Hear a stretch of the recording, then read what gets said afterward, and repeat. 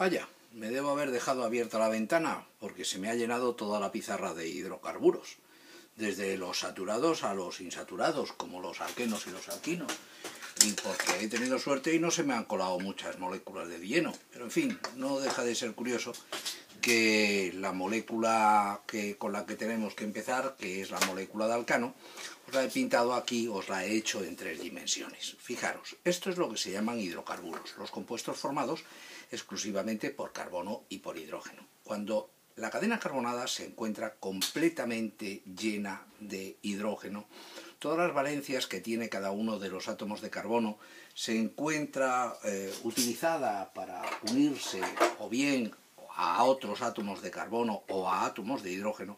Estáis hablando de este tipo de compuestos que son los hidrocarburos, que luego pueden ser abiertos o pueden ser cíclicos. Si existen insaturaciones, estaríamos hablando de lo que se llaman los hidrocarburos no saturados o insaturados.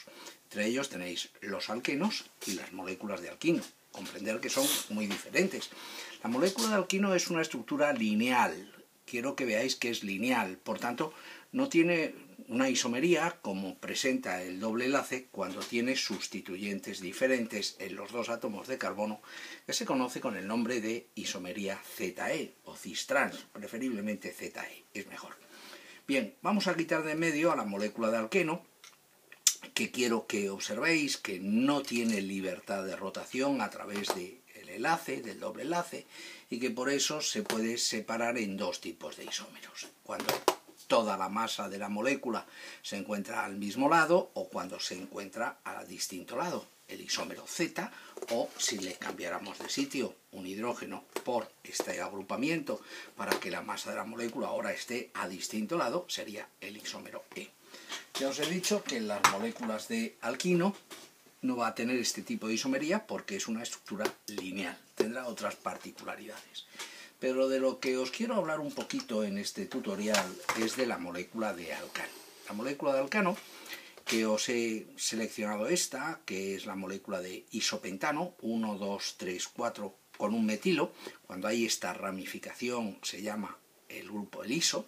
Entonces esto es una molécula de 5 carbonos con disposición iso, el isopentano.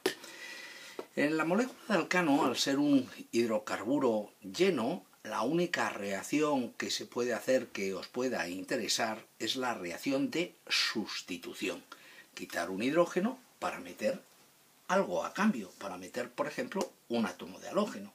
Ese átomo de halógeno, lógicamente, puede ser un bromo, o puede ser un cloro, o podríamos investigar incluso qué pasa si lo intentamos hacer con un flúor, cosa que no es normal, o qué sucedería si lo pretendiéramos hacer con un yodo. Bueno, de todo esto vamos a hablar. En primer lugar, entender que la molécula de alcano es una molécula poco reactiva. Es poco reactiva porque no hay apenas diferencias de electronegatividades entre los átomos que constituyen la estructura. Entre los carbonos no hay diferencia de electronegatividades, pues son carbonos iguales, carbonos sp3.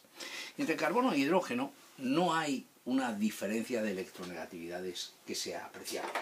Cuando esto sucede, cuando vosotros tenéis que hacer entrar en reacción a esta molécula, y hacer una reacción no es más que romper unos enlaces para formar otros diferentes. Si vosotros rompéis un enlace carbono-hidrógeno y rompéis un enlace bromo-bromo y formáis unos nuevos enlaces bromo-hidrógeno y otro nuevo enlace bromo-carbono, pues entonces estaríais desarrollando la reacción de sustitución. Estaríamos haciendo una sustitución. Pero para hacer una reacción hay que conocer cómo se van a romper esos enlaces y cómo se van a formar los nuevos. La rotura de los enlaces en la química orgánica veréis que se atiene a dos modelos. Uno de los modelos explica las roturas cuando no hay diferencia de electronegatividades y el otro modelo os explica las roturas cuando sí hay diferencia de electronegatividades. Cuando hay diferencia de electronegatividades, por ejemplo, yodo con hidrógeno, ácido iodídrico, se produce la rotura heterolítica y se separa un yodo menos y un hidrógeno más. Es decir, la molécula de ácido iodídrico se rompe de manera heterolítica en iodo menos y un hidrógeno más. Y esto está justificado por la diferencia de electronegatividades que hay entre los átomos constituyentes de la estructura.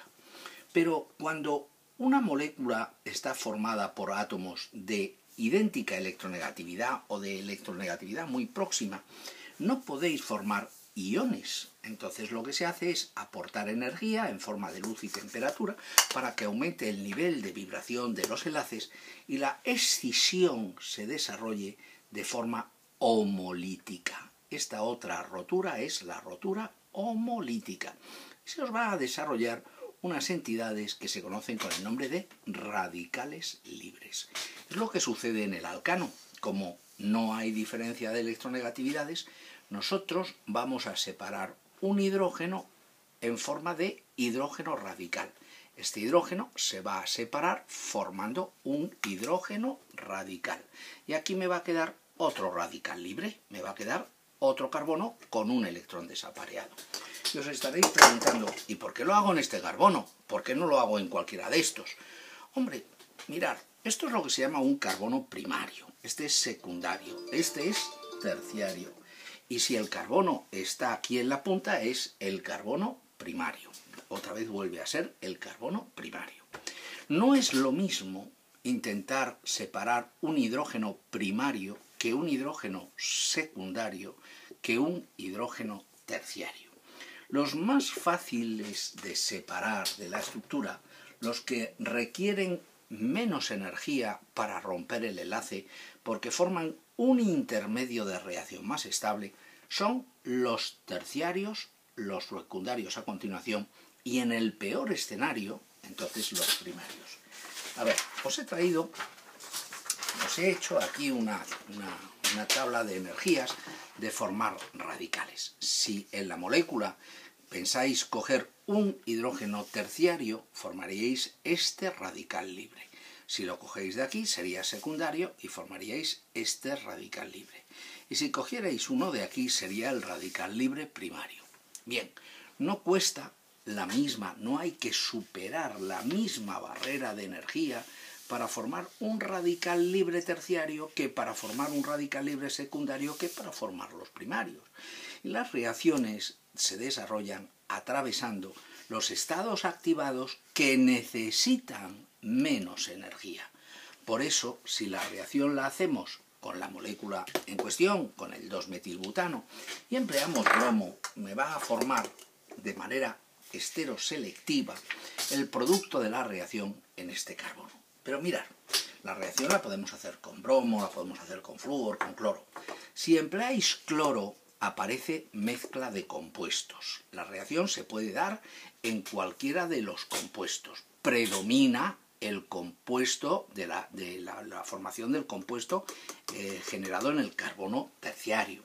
Si empleáis bromo, el bromo necesita unas condiciones de reacción más enérgicas, 300 grados de temperatura, iluminación con ultravioleta. Si empleáis flúor, el flúor no se emplea, ya veréis que no va a salir prácticamente ninguna reacción. Al final del programa aparece alguna reacción, pero el flúor es muy reactivo, por tanto es muy poco selectivo y la reacción es muy exotérmica, por tanto es complicada de hacer. Además, manejar flúor es un material bastante peligroso de manejar. Y respecto al yodo, el yodo tiene su mandanga, es bastante poco reactivo, entonces a cambio es muy selectivo, pero la reacción para encajar un yodo en una cadena carbonada la veréis más adelante en el tema de derivados halogenados, la reacción de Filkestein, pero se verá más adelante. Aquí no se hacen reacciones con yodo. Así que cuando trabajes en un alcano y pienses en sustituir un hidrógeno por un yodo, yo te diría, no me yodas.